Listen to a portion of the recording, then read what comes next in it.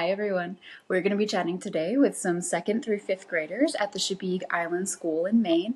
Now, if you've not been up there, it's a small collection of islands in the Casco Bay just off the coast of Portland. It's incredibly cute. We love going out there every summer with my husband's family to enjoy just this beach community where you get to fully disconnect and relax. I will be making sure to go back out there this summer and take a lot of videos to show you all. But until then, please enjoy the wonderful questions from these kids. I know that doing these talks gives me a huge amount of confidence every time I do another one. The first time I was so nervous. I didn't know if I had anything to really say in the disability community. I was so new to it, but the kids lead the conversation. All their questions and all of their curiosity is just infectious. And yeah, it's the highlight of my week every time I do it. Thank you for listening, and I hope you enjoy this as much as I did. Oh, whoa. Hi, Laura. What do you have? What's up here? What are you doing? And hi, guys. Just making sure that you guys can see me and hear me. I can see and hear you perfectly. How's your guys' day at school then today? right? It's been good. It's been a good day. It's beautiful here in Maine. It's 70. Good. It's about the same here. It's been nice and sunny, so we've been able to go outside and have fun. Perfect. And so I'm going to have you sit. So just to begin, my name is Laura Taylor. I live in northern New Jersey, and I usually come up to Maine with my husband, Sam, and his family. Candy Dale lives up there on Long Island during the summer, so we love going up to the beach and spending some time out there. So we'll be up there again in July, and I am 33 years old. I got injured in a car accident 2 years ago. To start off, do you guys have any questions for me or anything that you want to know to clear up anything about my injury or anything like that? So we were in a car, we were actually on vacation, and we had hired a private driver who was supposed to be driving us around from one activity to the next. So we were actually doing a hike, and he picked us up to bring us back to the hotel. And my husband and I actually fell asleep while we were in the car. So we didn't realize that he was paying more attention to his cell phone than he was to the road. And so he turned a little too far one way, tried to correct, and ended up driving us off the road by accident. Yeah. We'll ask you a question. Shh. You get on the plane. That's actually a really good question. I have not gotten on an airplane yet since I've been injured, but I have done a lot of research on it because I want to make sure that I do that safely when I start traveling on a plane. What they typically do is they take you out of your wheelchair because this wheelchair won't fit in between those narrow little aisles on the airplane. So they would put me on a much smaller wheelchair, and then they would have me go on the airplane first. They would put me in my seat, and then they would actually keep me on the airplane until after everybody else has gotten off so that I can exit the airplane safely and they can have some time to get my wheelchair out because it actually goes underneath the airplane with all the other bags. Wheelchair has to go under the airplane? Yes, it does. It just goes exactly where all the other suitcases go. All right. Anybody else? Again? What happened to the driver? The driver is totally okay. He hit his head a little bit, but he recovered just fine. So he's doing okay. How's that? Did you hit a tree when you fell across the? Oh, there actually weren't any trees, but when we did drive off the road, there was a little bit of a hill. So the car kind of went down and rolled down the hill a bit. So that's kind of what caused a lot of the damage, is that we did roll upside down. Go ahead, Vincent. Go ahead. That was scary. It was very scary. It was really good that we had our seatbelts on because our seatbelts definitely saved our lives in that accident. How did the car crash? Did it flip over, hit a tree, go in the creek? It did flip over. It flipped over and it went down a little hill on the side of the road. A lot of things can happen in cars that you don't expect, so that's why you want to make sure you're driving with people that you feel really comfortable and safe with. And if you ever see something that makes you nervous, you can feel free to speak up and tell them that you want them to make sure to pay attention to the road. Go ahead. Go ahead, Vincent. What happened to your husband? My husband is okay. He's actually home here with me today. He had some bruised ribs, so that hurt pretty bad. And I think he had what they call whiplash to your neck, which means that your neck had to move really fast, and so it's kind of sore for a while afterward. But other than that, he was okay. So I'm really grateful that he was all right. Okay, good. Okay, so are you guys familiar with seeing some people in wheelchairs? Do you guys have any experience with having any family members or friends that you know who are in a wheelchair?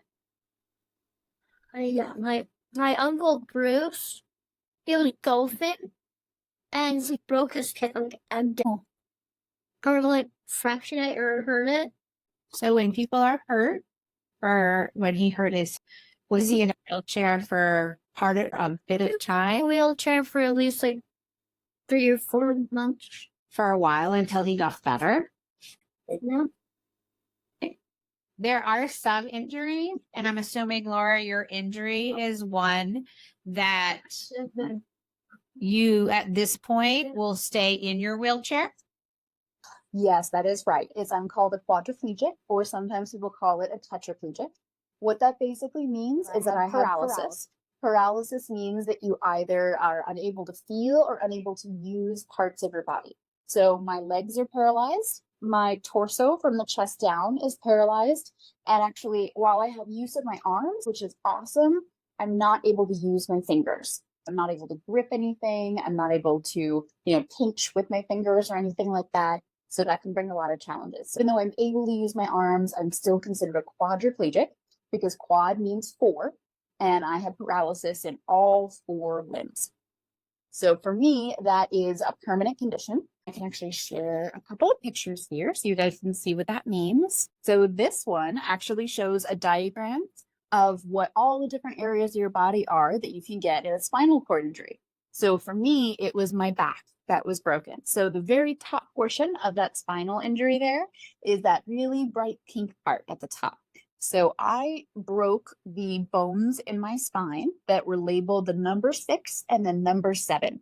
So that means that everything below that pink part at the top, that is affected by the paralysis. Does that help make a little bit more sense?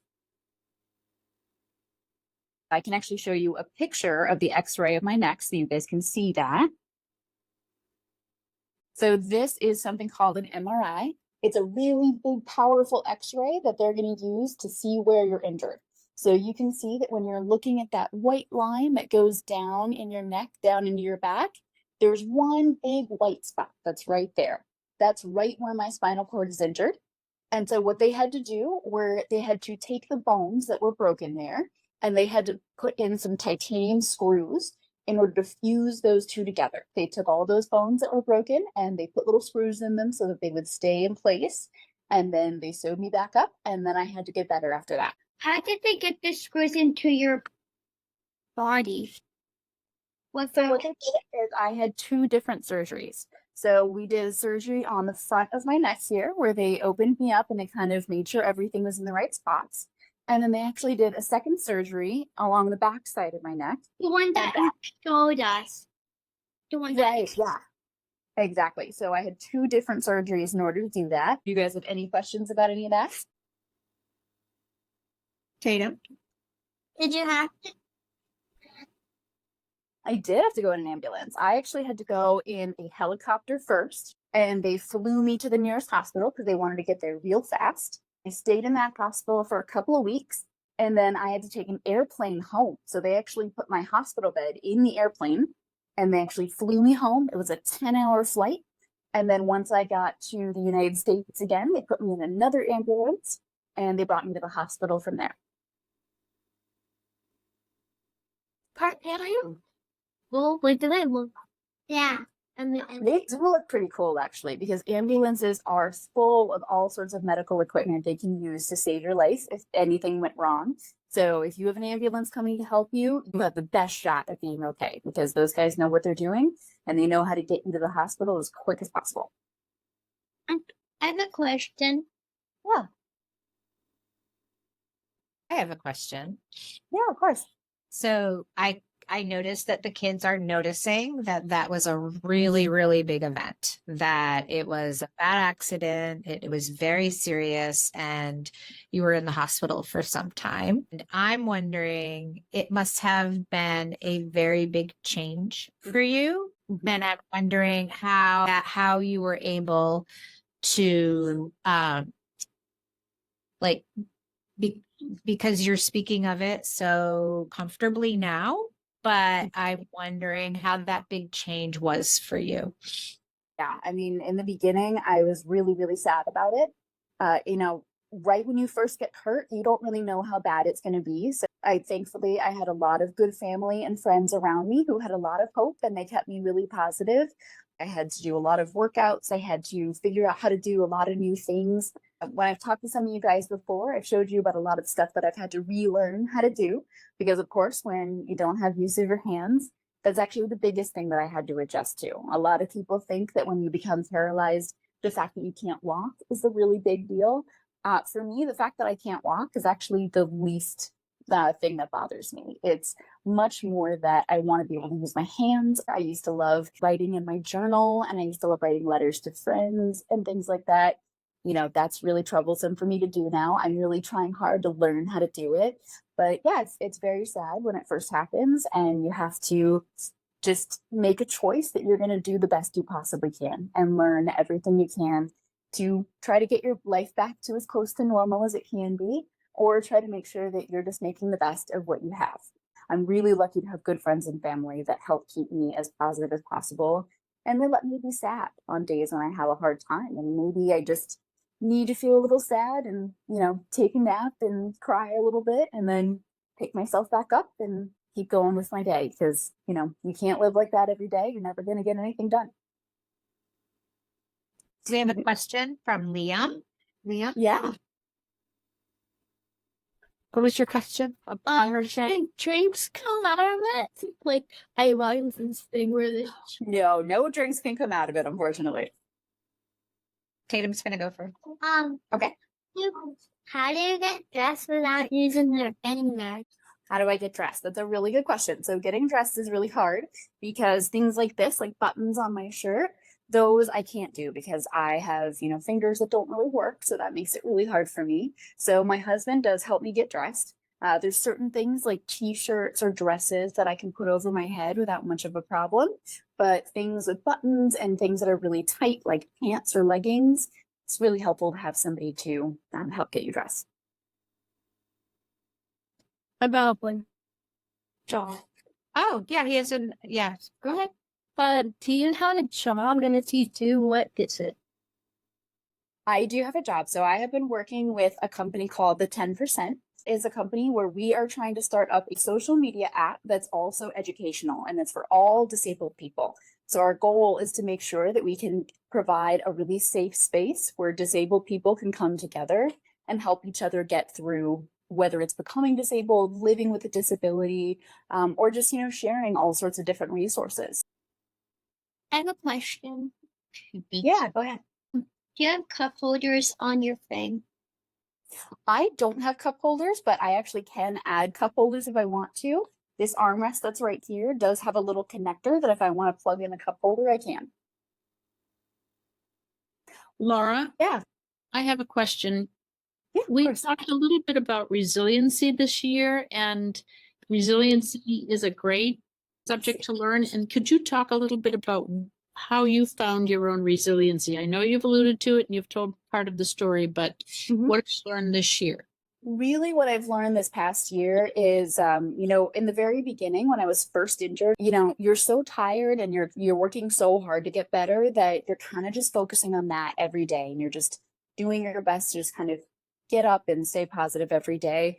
But in the second year of your injury, you start to feel a lot stronger. You start to have a lot more that you can do with your body. So then the task is, okay, what can I do that's different? What can I figure out how to do? So moving into a new house and wanting to make sure that I can try to learn some of the things I used to do again, things like watering plants.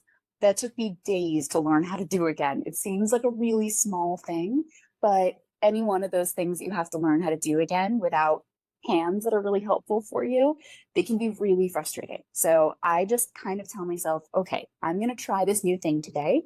We're going to see how it goes. I'm probably not going to finish or make it perfect today, but I'll try again next time. So I think I kind of go into everything just expecting that it's not going to be 100% every time and hoping that every time I'm going to get a little bit better. You know, really just allowing yourself to come up with new ideas all the time and get creative. That'll help you a lot.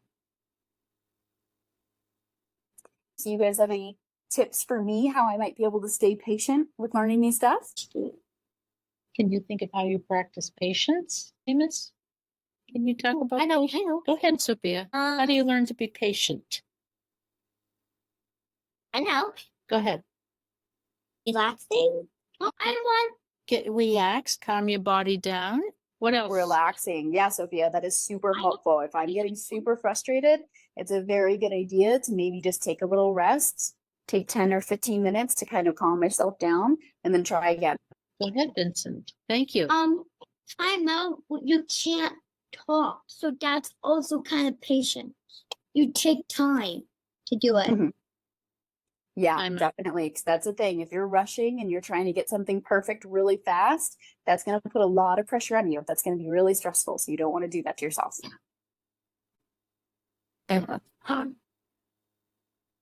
Say I can do this. Say, I can do this.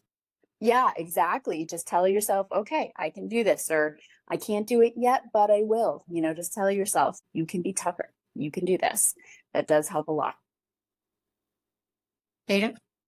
Nice and loud. Don't give up. Don't. Yeah, never give up, because that's definitely the number one key, is that you just got to always try to keep going, because sometimes maybe in the beginning of my injury, when I was still feeling a lot of pain and I was still feeling, you know, really weak, maybe my muscles had to build back up and my strengths had to build back up. It was the kind of thing where a year ago, there's plenty of stuff I couldn't do. But then a year later, I look back and I go, oh my gosh, I can't believe I'm doing that now. That was impossible last year. So just remember, you know, time helps a lot, and just remembering to keep trying.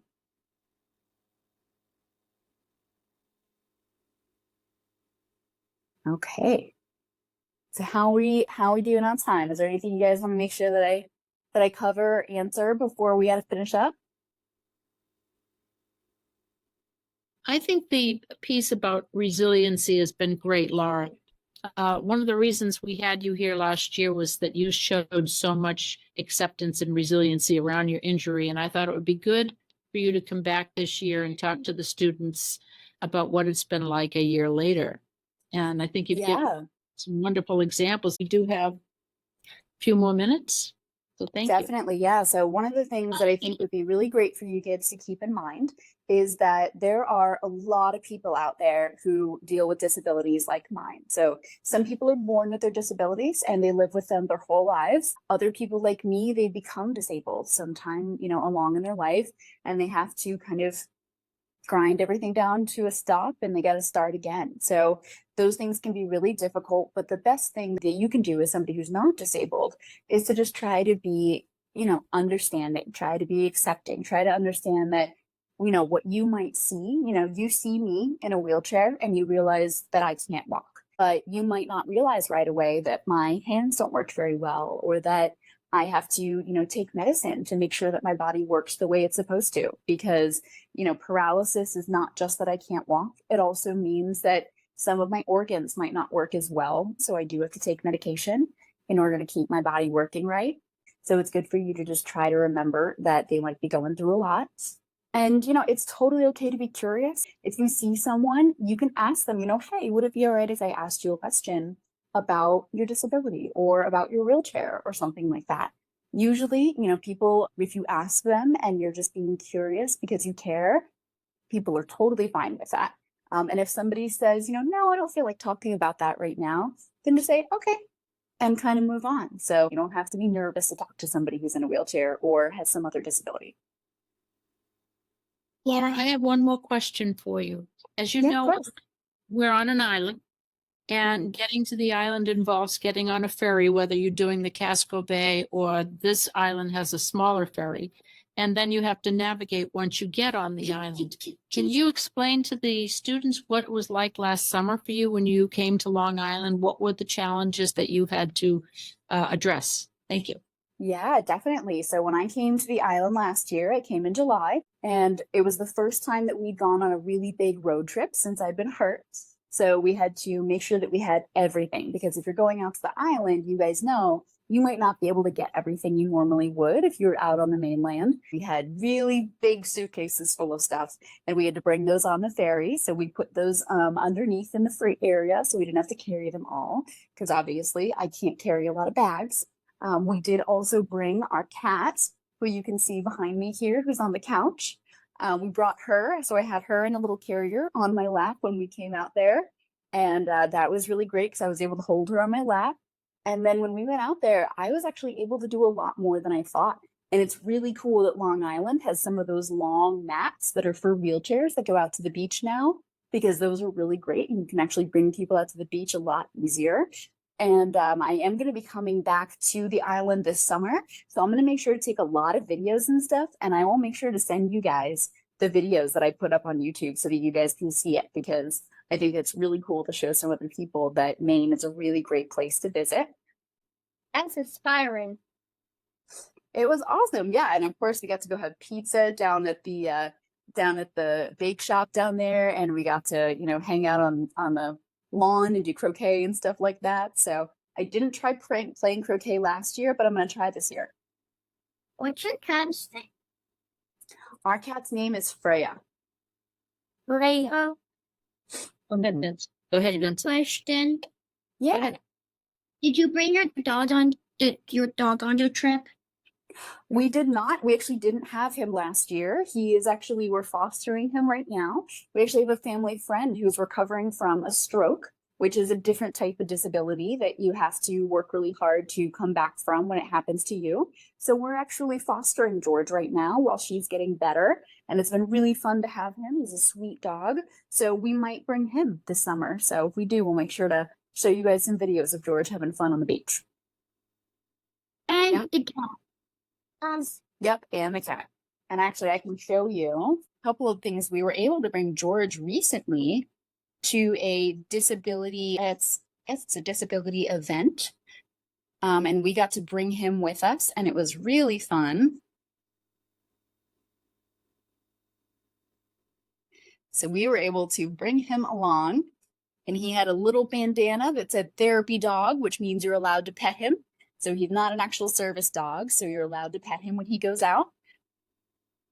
And he had a lot of fun hanging out at this event and getting pet by all the people. So if we're on the island and we have him, definitely come up and give him a pet, because he's going to expect all the attention. Tatum, did you have a question? And I spelled smart card. It was like right. I wrote this on my. Oh yeah. This one anyway. Hard to learn new things like that. Yeah, so you can understand a little bit what that feels like. Yeah, we have, there's a couple of different tools that I've been trying to use to learn how to write again. Because for me, since I won't be able to use my fingers to hold the pencil, I'm going to have to use something that keeps the pencil on my hand and kind of more use my wrist to guide it so that I can learn how to write again. So I've been working on that. It's really challenging. Definitely my handwriting is not very pretty right now, but hopefully it'll get better over time. Laura, thank you so much for coming. Thank you so much for being with us. And thanks to the students for your great questions. It's really nice to have you, and I appreciate your being here. And I would like to give everybody, can we give Laura a round of applause for all of her resiliency and acceptance? Thank you guys. I love talking to you guys every time, and we'll be back up in Maine in July here. So I'll let Barbara know. So that way, maybe, if we're down at the big shop or something, we can, say hi to some of you guys. Thank you for sharing your story. Yeah, absolutely. Thank you guys for listening. Okay. You guys have a great rest of the day at school, okay? Thank you.